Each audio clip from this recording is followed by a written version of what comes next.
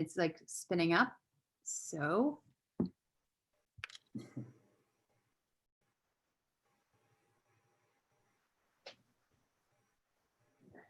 All right.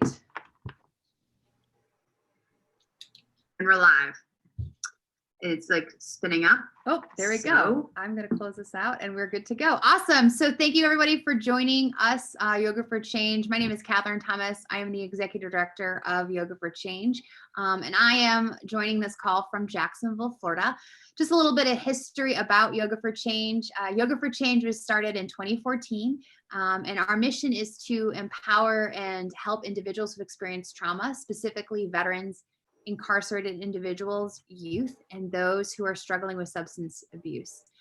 So since 2014, we've been able to expand across the state into South Florida, more specifically Fort Lauderdale, the Tampa Bay area, and the Central Florida area, more specifically Orlando. So what we've done today is gathered a couple of our teachers who are more recent additions and also more individuals who've been around for the team for a couple years. And we're just going to have a short panel discussion to give you more information about what our teachers are up to and what drives them to joining our team. And please feel free to ask questions as you may need. So let's begin. David, let's start with you. First question, how long have you been a part of the Yoga for Change team? What population is your favorite to teach, and what actually brought you to the Yoga for Change team? Yeah, so I've been in a yogi since 2007, and it was around 2016 that there was a crowdfunding event here in Jacksonville called One Spark. And it was kind of like part of it was about fish tank. There was really entrepreneurs there trying to get some seed money, but there's also a crowdfunding part for nonprofits. And I was walking around and immediately saw a yoga booth and met this girl with pink hair named Angela Centers. And she told me the story of what Yoga for Change was about. And I immediately walked away from there and I said, I am gonna become a yoga certified instructor and I'm gonna teach for them. And so literally within 3 months, I got enrolled. The next year I graduated, reached back out and came on board in November of 2018 and have been enjoying it ever since. I've taught in all of the populations over the time that I've been teaching, but my heart and soul is for the incarcerated. I find the majority of the incarcerated are all coming to the class on a volunteer basis. And so they're looking for something. And I'll just have to say more often than not, they'll be able to find it if they just put anything into the class. Awesome. Shiva, what about you? How long have you been on the team?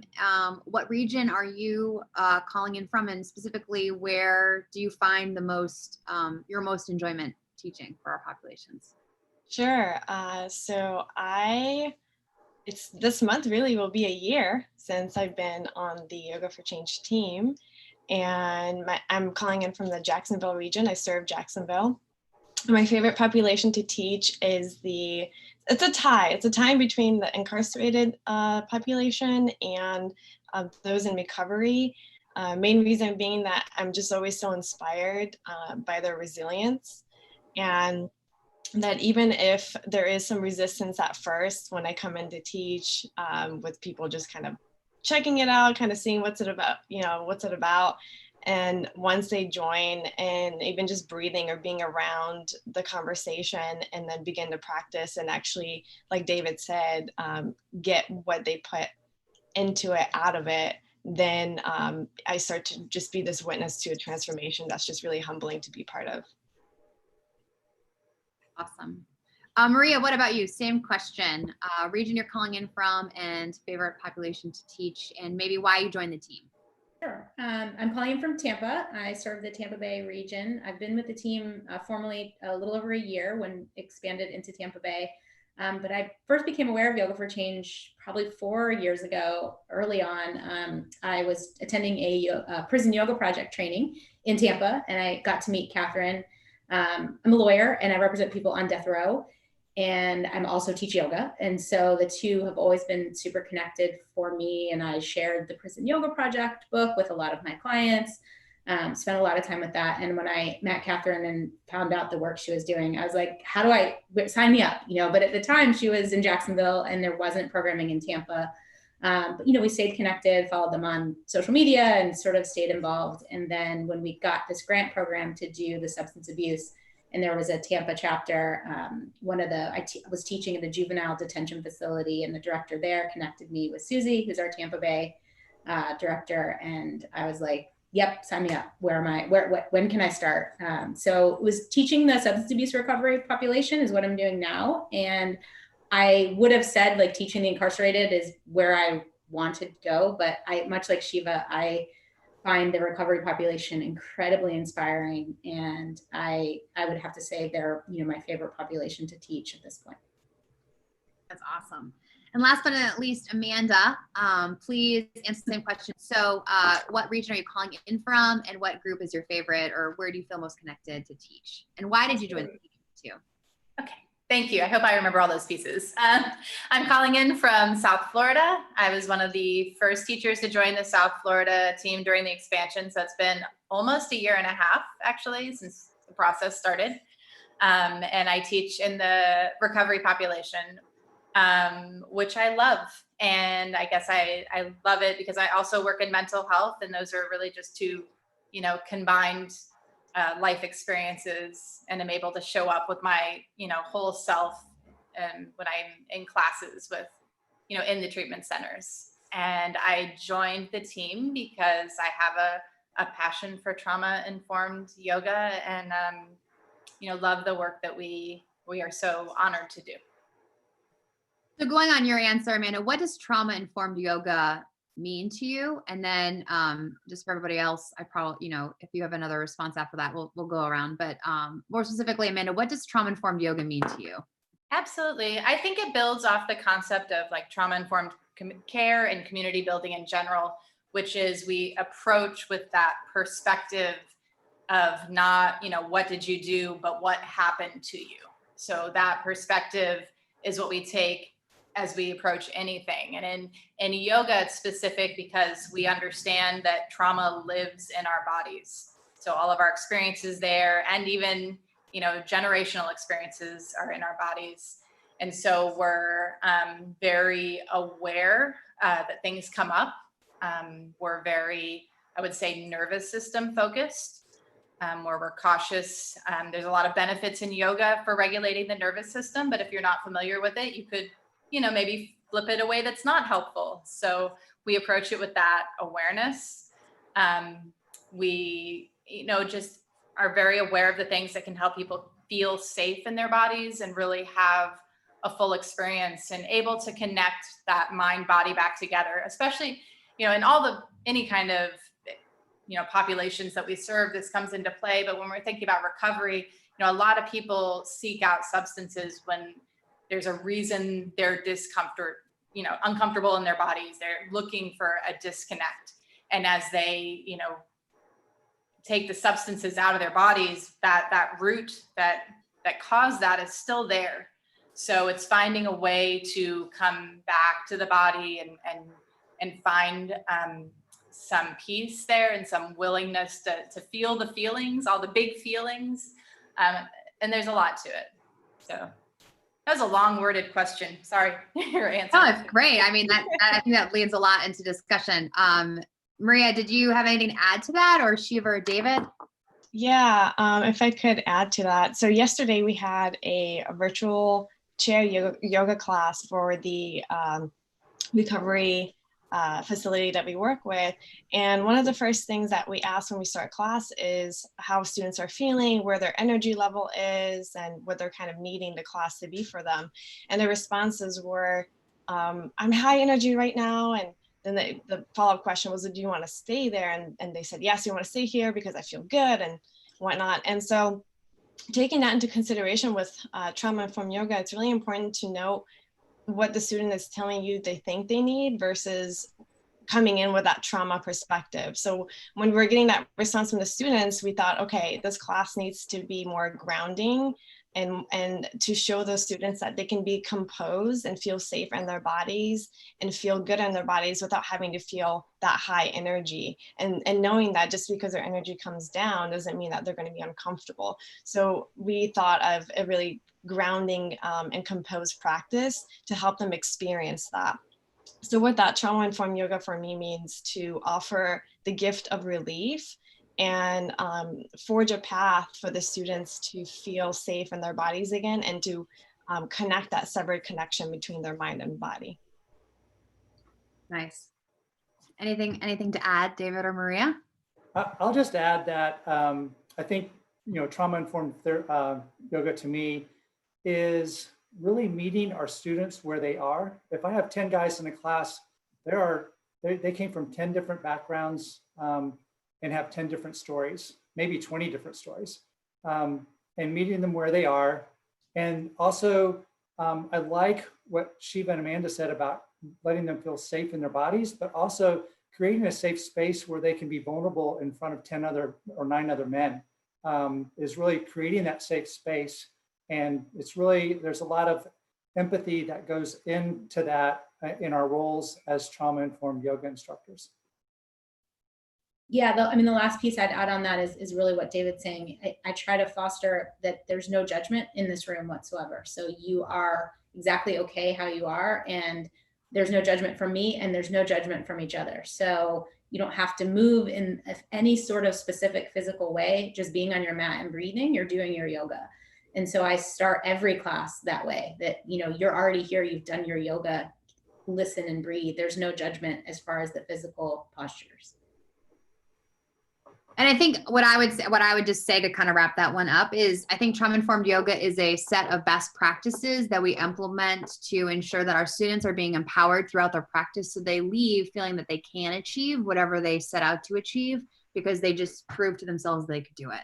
And so by allowing them to feel positive with the body that they have, allows them to sort of reconnect their mind-body connection, and then allows them to deal with trauma of their past in a new way. And that's sort of where we're coming from. I really liked the statement that you said, David, meeting them where they are. And I think that's really important because what we have done as an organization is ensure that we're ensuring that people, no matter what their physical limitation or ability level is that they're able to accomplish during the yoga class. So have it be chair yoga or mat yoga or relaxation or full relaxation yoga or, restorative yoga, if you will. We're really just trying to meet people where they are. If you could give yourself one piece of advice before you join the Yoga for Change teaching team, what would that be? Does anybody want to go first? I'll go. Okay. Okay. This is a tough one, but I would say, and it's funny because it goes for me both personally and professionally. Full disclosure, and it's to draw strong boundaries and to get really good at self-care regularly to avoid burnout. With the boundaries, that's extremely important because in the type of work that we do can be really depleting. And then you may, as a lot of people in the organization, I feel are what I call heart people.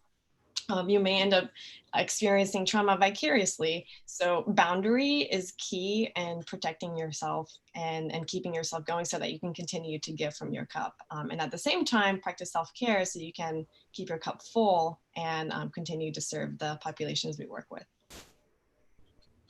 Yeah, self-care is something I think that we all need more of. I know that's true in my life also. It's kind of a joke now where as executive director, I sort of text all the director of program or the 2 lead people that I have and say, okay, it's 5 o'clock. So let's everybody make sure we're not working anymore because quarantine or social isolation, social distancing, my computer is my whole job. So my computer sort of follows me around where I am. So I feel like if I'm not working for me, or if I'm not like moving the work forward, I'm failing. And so instead, like actually having to close my computer and to put it away is for me a new form of self-care. So that would be the advice I would give myself is more time for me and more self-care so that our students will see that. What about you, David, Maria, or Amanda? What would you guys say? Yeah, for me, so by nature, I'm a rule follower, and it doesn't necessarily mean following other people's rules. Most of the rules I follow are ones that I've established for myself. And what I've learned during this time of teaching is that never ever do we have a class that goes perfect. And the ability to allow yourself to pivot and just be ready to be flexible, and then also allowing yourself to experiment to see what works. That would have been my advice to me. I think for me, it would be that it's okay to not have the answer. You don't have to have all the answers. It's perfectly okay to say, that's a really great question. I don't know the answer. Let me do some research and get back to you. I think sometimes as yoga teachers, like students kind of come to you as this authority on multiple subjects. This part of my body hurts, that part of my body, what should I do? And, it's just really important, kind of what Shiva said, to establish that boundary of like, that's a question for a professional, or that's something, let me get you some resources on that. Yeah, I agree with all of this. And then also, it's been a huge lesson in releasing any kind of expectations or control or ideas about what I think it's going to look like or how it's going to happen, which has been even another layer of that with doing it virtually has been a really good learning experience. And I don't know that I could have given myself that advice going into it. Like, whatever you're thinking this is going to, look like, it's not. I wouldn't have possibly understood the full depth of that meaning, but that's probably what I would need to hear. Like, let it go. Just let it all go. Yeah. So taking that and moving that one step forward about letting it go, what is one thing you've learned about yourself because of being involved in this work? It doesn't need to be teaching for Yoga for Change, but being in this sort of social service, human development work, what have you learned about yourself? Pretty heavy question. So Dave and Maria, you guys want to take that one first? And I can. Ernest Hemingway, he has this quote. It says, "We are all broken. That's how the light gets in." And that's a quote that I share with my students quite a bit. And while there's a part of me that said, I know this, I think through the time that I've been able to experience the classes with my guys, that it's really crystallized to make it to be able to say it out loud. To really actually say that. And I'm coming from this German Stoic background of, you hold your feelings in and don't allow yourself to be vulnerable. And so, that's one of the things that I've learned along the way. And to segue, that's a perfect segue into what I was thinking about. So every week I send out a weekly email to our team and I share quotes, and this week's quote couldn't be any more applicable to everything we're talking about. And it's by Brene Brown: "When you avoid conflict to make peace with other people, you start a war within." So for me personally, speaking up and speaking out was always a challenge. Mostly because I wanted to keep the peace and keep the harmony and not cause any conflict, and just be overly accommodating to people and my relationships with people. And what's been amazing about working with this organization is that one, the kind of space that's created within the entire team is a safe space, and it's just so open. And it feels so safe to the point where you don't even know you're being vulnerable anymore when you do speak up. It's just kind of how we do things. That transparency has been a huge tool for personal growth for me. And I couldn't thank the organization enough for creating that kind of atmosphere where I can stop creating a war within and start speaking up and speaking my truth and have it be heard and respected and exchanged. So I'm thankful for that. well, you're welcome. Miss Amanda or Maria looks like Maria has been like cut off almost every time. So Maria, I'm ready for you now. So awkward to always like do that. No, I think for me, what I've learned is that I need to teach as much as my students need to hear. Like I need to teach the practice as much as they need to practice. And I sort of convey that to them in that, like, you're doing something by being here and being in my class, like you're giving back to me to allow me to teach. And when I say things like, we can do hard things. And, I have lots of sayings that I say throughout my class. Like I tell my students, like, I'm saying this because I need to hear it too. Like we're no different. I say these things out loud to you and I'm saying them to myself. And so for me, it's that, like, it's a very mutual thing. I need them as much as they need me.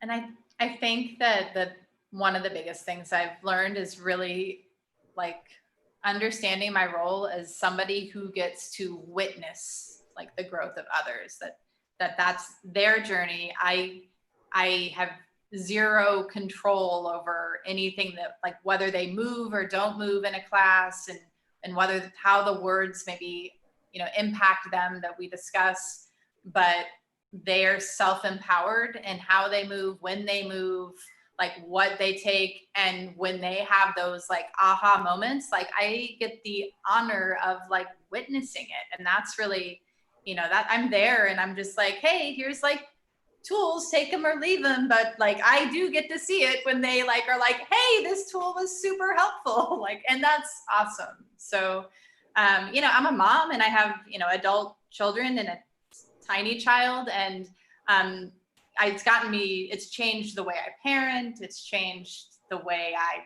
relationship. Like, it's changed a lot of aspects to just get to stand back and not control and just, witness growth is amazing. Powerful. Maria, do you have a favorite memory from teaching with Yoga for Change? I do. Like I said at the beginning, I always tell my students, like, you don't have to move. You can come here and lie on your mat the entire time. Like, you can just literally lay down, and if you need to sleep, you can sleep. And it was a new student just came into the program, and she was pretty hesitant. Like, you mean I can just lay here? And I was like, yeah, absolutely. And she's like, well, I'm not going to be able to, like, relax. I'm like, okay, you're whatever you need to do, take care of yourself. And she probably fell asleep within the first maybe 7 to 8 minutes of class. And she woke up after and she was like, is this some sort of magic? She's like, I haven't been that relaxed. And she's like, I'm like, it's not a trick. Like, yeah, it's kind of magic, but, like, you did that. Like, you allowed yourself to settle down and relax. And, like, I'm just here talking, like, you did this. And it was incredibly powerful to witness and to be able to sort of see that and have witness somebody who was very agitated, settle down and fall asleep in a room full of people that she had just met. So that's by far been my favorite experience. And I think to, like, unpack that just for the average person who's potentially just tuning in, because our classes aren't offered in yoga studios or sort of what individuals would typically, like, imagine for a yoga studio. We're offering classes in rehabilitation centers or correctional centers or community centers. And what we're describing is for somebody to be able to be calm enough to fully engage their rest, renew, restore response when normally we're living, or they're living, in the fight, flight, or freeze response, is speaking to what our program is teaching individuals, that we have everything we need inside of us. And so empowering them to actually feel comfortable enough to sleep in a new situation, given their potential trauma history, is a pretty challenging thing. So I just want to acknowledge, like, our teachers are amazing. Yoga for Change teachers are amazing, and they're able to really impart a lot of calmness in sometimes very heightened and fight, flight, or freeze response environments. So I just want to, like, put that little spin on there, because I've fallen asleep in a yoga studio before, like that, just because it's a different type of environment. So it's kind of an interesting sort of comparison to say. David, what is one of your favorite Yoga for Change teaching memories? Well, as you know, I have a lot. Just so you know, as an organization, we do we have a weekly email that comes out, and we get to share stories. And I love sharing my stories. And so there's a lot of them that are feel good about me, but similar to Maria. One of the things I've incorporated in my classes is an after class question And one of my questions that I ask pretty frequently is, what do you take back to the dorm with you after you've left yoga class? And on the back of the cards, I get a lot of like a smile, feel good, peace, got a lot. Very rarely do I get a nice long sentence. And I had one guy, he wrote, peace and satisfaction that I'm doing something good for myself physically, mentally, and spiritually. And, and so I really like the fact that, he's taking credit for what he's doing. It's a reminder to me as a teacher in an organization that what we're doing is we're providing a tool, and it's up to the individual to put in the effort to better themselves. And I just really, that was one of my favorite responses that I received on that question. That's great. Amanda, what about you? Favorite teaching moment from Yoga for Change? I also have quite a few, and I think probably the most impactful, we were new into a facility. We had not been there very long. It was still in a bit of a chaotic place where nobody was used to us, and there was a lot of resistance, which, it is what it is. We get it. And it was an extra chaotic day where one of the participants said that she was having an asthma attack and needed to find the nurse. And so there were people rushing her out to find the nurse, and trying to lead meditation when there's, asthma attacks can be pretty challenging. So I was like doing my best to stay grounded and was just like, oh, I don't know what anybody's going to get out of this. And, trying to not like be shook. And so she did come back, and she did a little bit of movement. She mostly just sat there, but there was some movement, and, we had tons of interruptions. It was not a picture perfect class or anything like what you would see in a studio at all. Chair class, most people not moving. It just, if someone walked in, they wouldn't necessarily even know it was yoga. So at the end of the class, she came up to me and she thanked me, and which is awesome. That's my favorite part. Any class is like getting to stay afterwards and talk to people and just, have those moments of vulnerability. And so she said at the beginning of class, she was having a panic attack, and she was really craving crack, like intensely craving crack. And that by the end of the class, she felt more peace than she had felt like in any time she could remember. And she didn't crave crack anymore. And that was like, it was intense for me. I lost a loved one who, died during the height of his addiction to crack. So it was a pretty intense moment. And it's one that like it stays with me. And I think it really helps when I'm in those chaotic classes where I'm just like, oh, like I have, like, I don't know what anybody's getting out of this. Like I come back to that moment because, it's their experience. It's not my experience. And we don't know, we don't know what's hitting and what people need until they tell us. So that's mine. Yeah. Shiva, I know. Shiva, any memories? Sure. I don't know how to follow up with that one. Oh, so many, a lot of memories. One particular one in recent weeks is at the recovery facility that we're at here in Jacksonville. And there was a student who had been there for a couple of months, and during the first few times I had interactions with her, she seemed very closed off and very just, kept to herself, and would come and participate in the class here and there. And then over the course of several weeks, she started showing up more consistently and really getting into the practice. And I was just noticing that kind of transformation that she was going through. And then we had a chaotic day, as it can happen at any moment in time, just roll with the punches, where she was trying to do laundry and something happened with the machine, and then she was getting yelled at by one of the staff members there, and was super upset. Came into class on the brink of tears and just, you know, cussing and just in a really just a bad place. So we sat down. There was one or two other women there, other students there, and I let her have her moment to just get everything off her chest and vent. And then we went into the practice with centering first and breathing, and then kept it just very grounded with mostly a floor-based class. And then at the end of class, we came out of, we were doing waterfall against the wall, and we came out of final rest, and she didn't even know why she was so upset before. It was like, she just shared, you know, my perspective completely changed.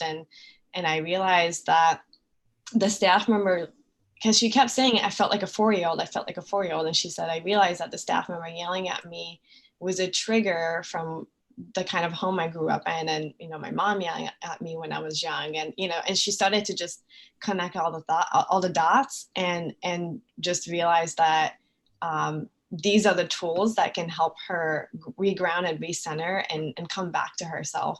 And being witness to those moments, those little pieces of when people are able to take these tools, have them in their toolbox and pull them out when they need them, is exactly in line with why I do the work, and why I've joined this organization, because meaningful change starts within yourself, with you and your community. It's me, the way I treat myself, the way I treat the people in my circle, and so on and so forth. And it's just this ripple effect that I've been witness to now, and it's just incredibly humbling, and I'm so happy to be a part of it. Great. So if you're watching, please feel free to type some questions into the chat box. We do have one for whoever wants to take it, or a couple of you. How would you describe how Yoga for Change helps its students without using the word yoga? So how would you describe how Yoga for Change helps its students without using the word yoga? Does anybody want to take that one? So I've experienced with the folks that I teach that they have learned how to breathe. And in learning how to breathe, it has helped them with stressful situations. And I think that that's just one way without using that word, yoga. I would add, we, you know, provide some tools for empowerment, for being, you know, present in our own bodies, for getting comfortable with uncomfortable sensations, and then taking those skills like out into life whenever you need them. Those are a couple things we do. Yeah. Go ahead, Shiva. No. Yeah, to add to what David and Amanda have shared, the techniques, not just breathing, but allowing your breath to lead your movement, and having that connection and that present moment between your mind and body throughout the physical practice. And then when you're in your final rest posture, and you're really allowing yourself to completely soften and let go, and just sink in and feel the support of a ground underneath you, those are all the sensations that people that have experienced trauma have forgotten about. They have forgotten what it feels to feel supported. They've forgotten what it feels like to actually breathe and feel like that breath is rejuvenating you. They've forgotten what a lot of these sensations are like, and really forgotten to what it is like to be alive, because they're constantly either stuck in the past or they're worried about the future. They're not present in the present moment, literally in their bodies anymore. So these are all the tools that we offer. And we offer a gift of relief to our students, and that's what they take away. And you never need to mention the word yoga. It's mindfulness movement. It's connecting your mind to your body. Yeah. To me, just like learning how to drop resistance to new things, right? Learning how to drop resistance to something that's new or different, and being willing to be open to try something that you may never would have thought you wanted to do, and seeing what arises. So to me, it's part of just like opening them to new experiences. The only thing I would add is we're reminding people that they're worth being believed in. And I think that that starts really with their own, they actually can believe that they actually can deep breathe, or they actually can calm their own body, and they actually can perform, if you will, the postures we're requesting of them while on their yoga mat, so that when they're out in the world, they actually can perform what people are requesting of them in a calm way because they've practiced it. So yeah, having yoga be the first word in an organization founded in Florida probably wasn't like maybe the smartest thing, just because of where we are basically, and the misconceptions about what we as an organizations do. But I think that this has been really helpful, hopefully, for the public to kind of look behind the curtain a little bit and to see where our teachers are coming from, and why they joined the team and who they are. Obviously, this isn't a full representation of our team. We have quite a few additional teachers, but I do appreciate each one of you, setting aside the time to kind of have a little small discussion. We don't have any more questions in the chat box, but before we say goodbye, please ensure to subscribe to our station by hitting the subscribe button. Please, if you're interested and want any more information, go to our website and sign up for the newsletter. One more question. What's your personal vision on Yoga for Change in the future and where we're headed?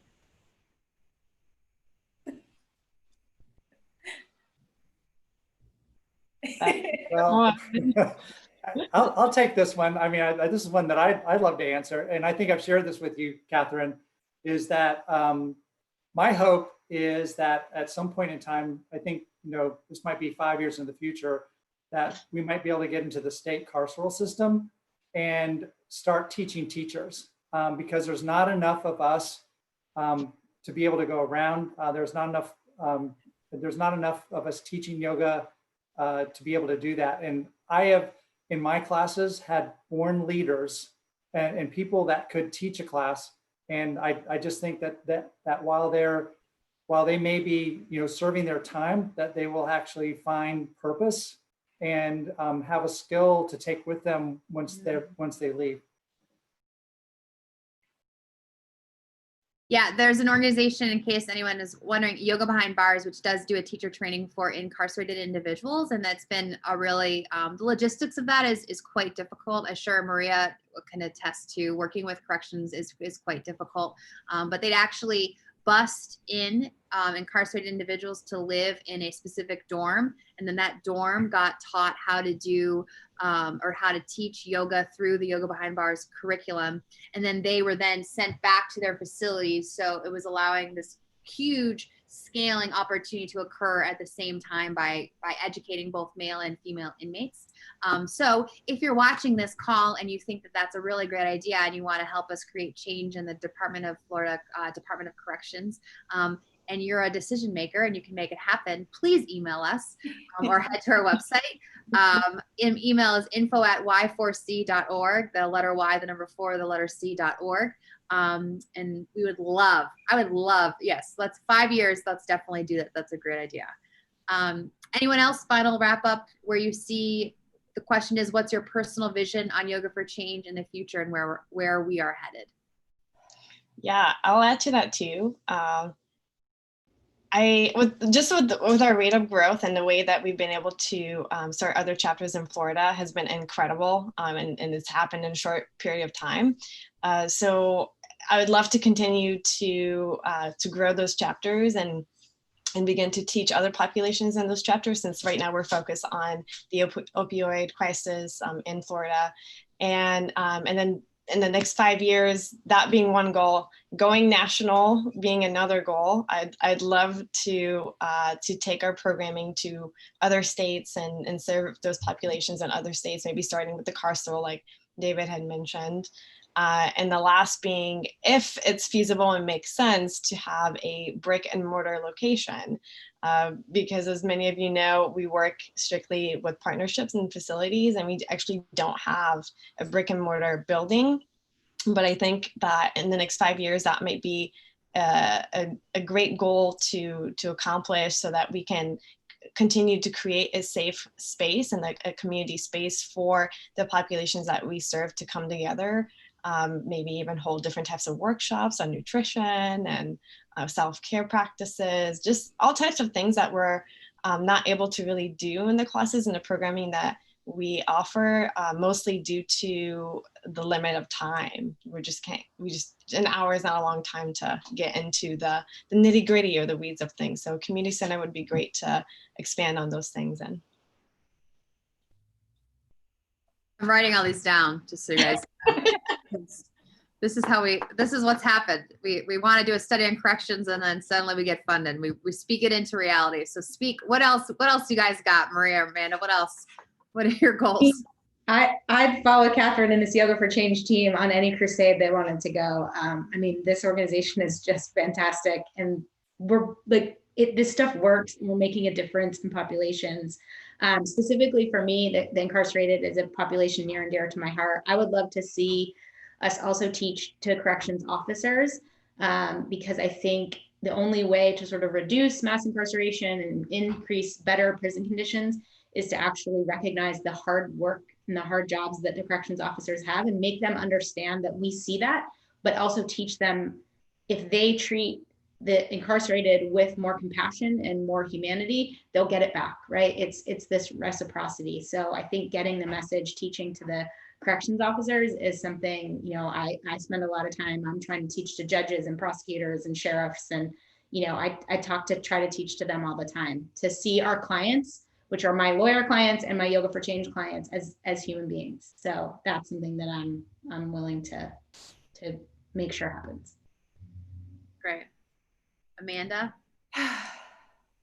So many dreamers. I am doing my best to kind of stay in the present moment this week, because I've been like extra anxiety mode. Like Maria said, I will be on board with whatever direction. I'm very passionate about the organization and the work we do. I definitely would love to see South Florida be able to teach the other populations, because right now, I love working in the recovery population, but we definitely could use some love with the others as well, with the youth and incarcerated individuals and veterans. So I'm on board, but right now I'm spending some time breathing, and maybe not as much time this particular week dreaming big. That makes sense.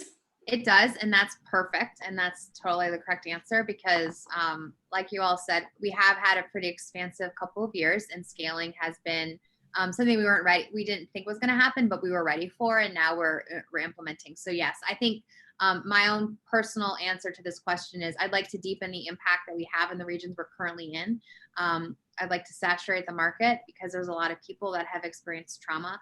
And I think that what we're up to, and the ability to actually compensate program implementation at a level that is deserving, I think, of the students who are receiving the program, but also the teachers that have put a lot of time and effort is some of our main goals. So by deepening the impact, we will utilize the same yoga teachers to implement the programming, which will allow a longer sustainability in that market. And so I think that's where we should focus on in the next couple of years. But also going into like all the notes we just took, because if you guys want to do it, why not, right? Like the only thing that's stopping us at this point is really funding. And so I think that's not that that's an easy challenge to accomplish, but I think that we can make it, like, if there's a will, there's a way. If you build it, they will come, all those quotes you can say.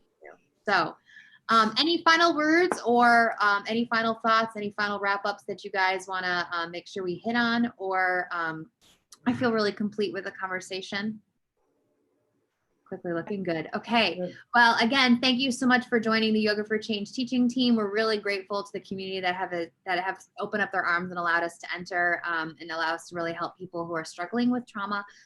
Again, please subscribe to our YouTube station and sign up for our newsletter, and follow us on all our social media. And we will be back live potentially next week. And please look at all our yoga videos, brain breaks for your own mindfulness and self-care.